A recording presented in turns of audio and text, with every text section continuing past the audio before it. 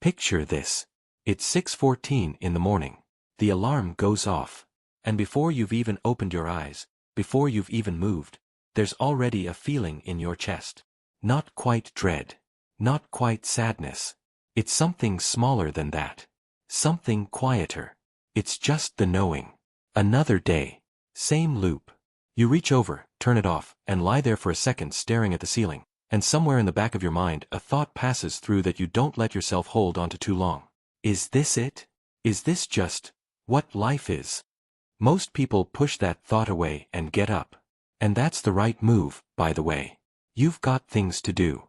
But here's what I want to talk about today. That feeling. Because it doesn't come from nowhere. And more importantly, it doesn't have to stay. This is the story of a life at every level of money. Not a fantasy. Not a highlight reel. A real progression.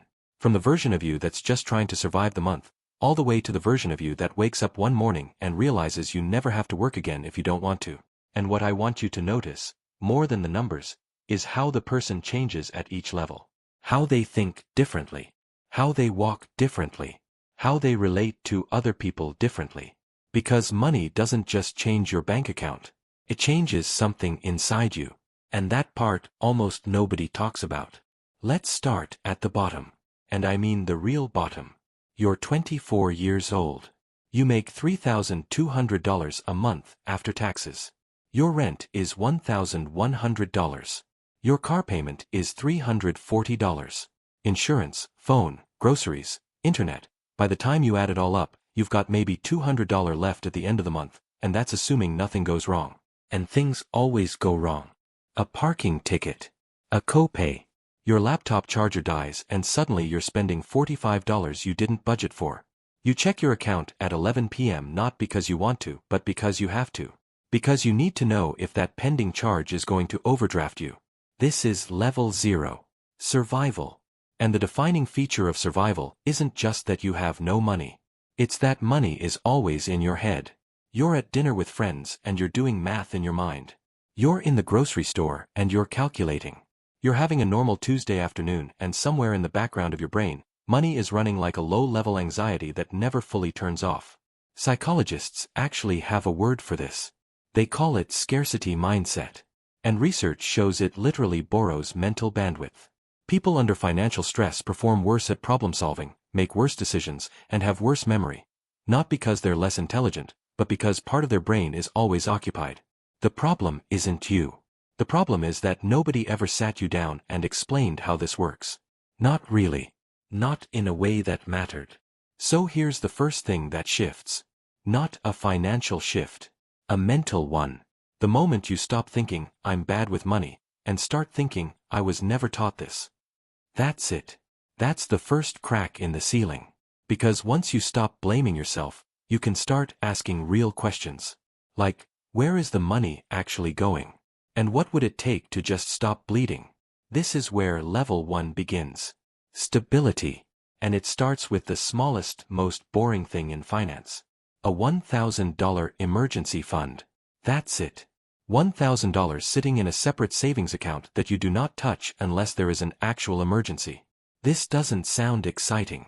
But let me tell you what it does to a person. The first time you have an unexpected expense, your tire blows out, your phone screen cracks, something breaks, and instead of panicking you just handle it. You open the account, you transfer the money, you fix the problem. No credit card. No stress spiral. No lying awake at night. That moment changes something. Not just your situation. Your nervous system. For maybe the first time in your adult life, you handled a financial problem without it handling you. At this level, you're also starting to look at debt differently. Maybe you've got a credit card with $4,500 on it at 22% interest.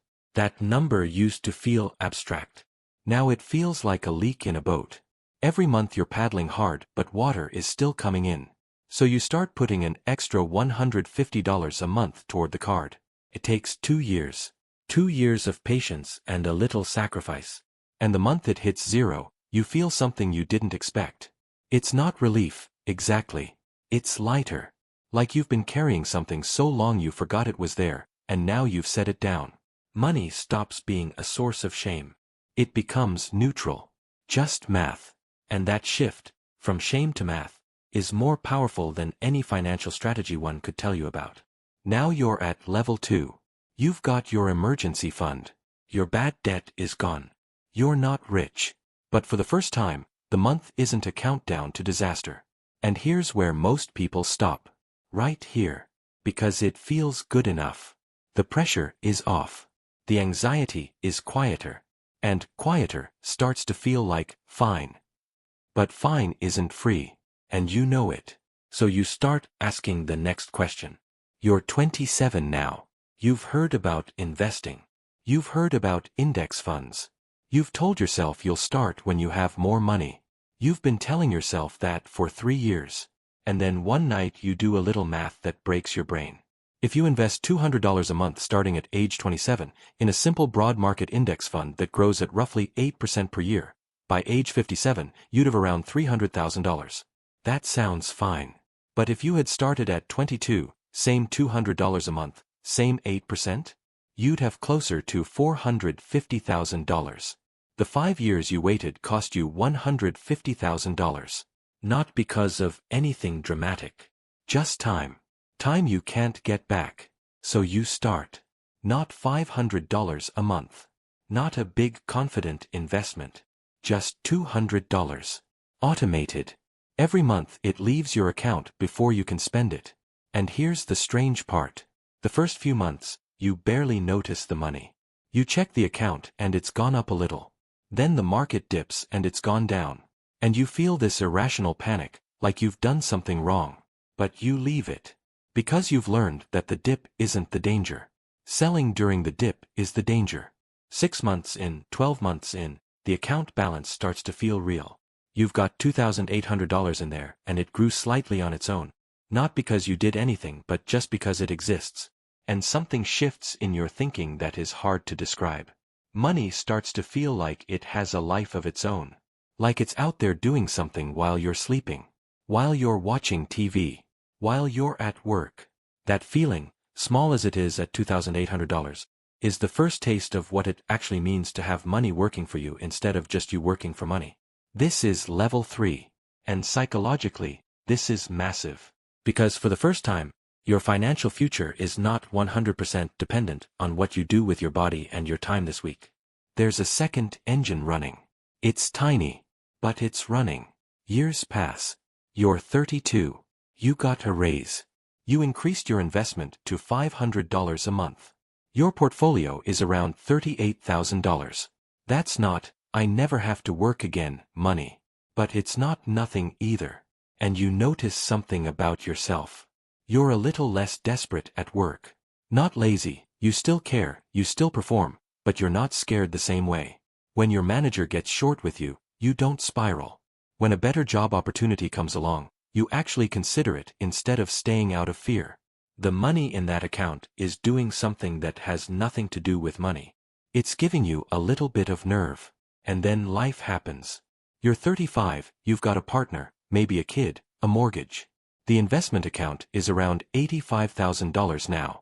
And you go through a stretch, 2 years, where things are tight again. You can't invest as much. Some months you can't invest at all. And you feel guilty. Like you've fallen behind. But here's the thing nobody tells you. Compound growth doesn't pause when you do. That $85,000 is still growing. Slowly. Quietly. Without you. You come back to it 2 years later and it's $101,000. You didn't touch it. You didn't add to it for 18 months. And it grew by $16,000 anyway. Now you're 40. Your portfolio is $180,000. You've started maxing out your retirement contributions. Between you and your partner, you're investing close to $2,000 a month. The goal feels real now. Not abstract. Real. You can see the number from here. And then one morning, you're 47, you do the math and you realize something. Your portfolio is at $520,000. Your annual expenses are about $52,000. That means if you had to, you could draw down 4% of this portfolio every year and cover your life. Not lavishly, but completely. The math works. And you sit there at the kitchen table with your coffee getting cold and you think, I could stop. Right now. If I wanted to, I could actually stop. This is level 4. The crossing point. And it is nothing like what you imagined it would be. It's not fireworks. It's not relief. It's this strange, quiet feeling of standing at the edge of something and realizing you've been building this for 20 years and you're finally here. And the strange part? You don't stop. You keep working. Not because you have to. Because you want to. Because for the first time, work isn't a cage. It's a choice. And when work is a choice, it completely changes what work feels like. You negotiate your hours. You take the summer off for the first time in your life. You go on a trip that isn't rushed, isn't on a budget that makes you anxious, isn't squeezed between 2 weeks of PTO and a Monday morning flight home. You come back and you go back to work because you actually missed it a little. And you realize that what you were running from all those years wasn't work itself. It was the feeling of being trapped. The feeling that you had no other option. That feeling is gone now. And what replaced it is something you don't have a word for at first. But eventually you find it. The word is ownership. You own your life. A few more years go by. You're 52. The portfolio is at $940,000. You and your partner have talked about what full stop looks like. Maybe 55. Maybe sooner. The number isn't the point anymore. The number stopped being the point a few years ago. What you're really doing now is building buffer. Building the space between I could stop and I will never be afraid again. And you realize this is what it was always about. Not the money itself. The security that comes with it. The ability to look at the future without flinching. You're 55 years old. The portfolio crossed $1.5 million. Your expenses haven't ballooned. You never confused net worth with permission to be reckless. You've made choices. You stayed in a house that was smaller than what you could afford. You drove a car longer than your neighbors did. You said no to things that felt good in the moment and yes to things that compounded quietly over time. And here's the part that gets me every time. You didn't sacrifice your life to get here. You just made different choices than most people made. And most of those choices didn't even hurt. Not really. Not compared to what they gave you. The morning you fully stop is a Wednesday. No dramatic announcement. No party. You just don't set an alarm. And you wake up on your own, naturally, around 7:45. You make coffee. You sit outside. The birds are doing their thing. There's no email you're dreading. There's no meeting at 9. And that feeling from the beginning, that quiet weight in the chest, that low-level knowing, it's gone. Completely gone. And in its place is something so ordinary it almost makes you laugh. Just quiet. Just this morning. Just yours. Here's what I want you to hold on to. That Wednesday morning doesn't come from luck. It doesn't come from being born into the right family or getting the right break.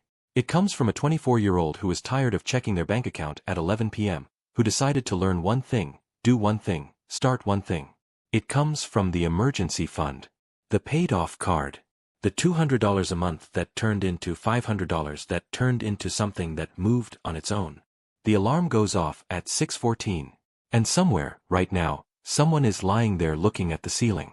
Thinking that quiet thought. And the only question that matters is what they do next.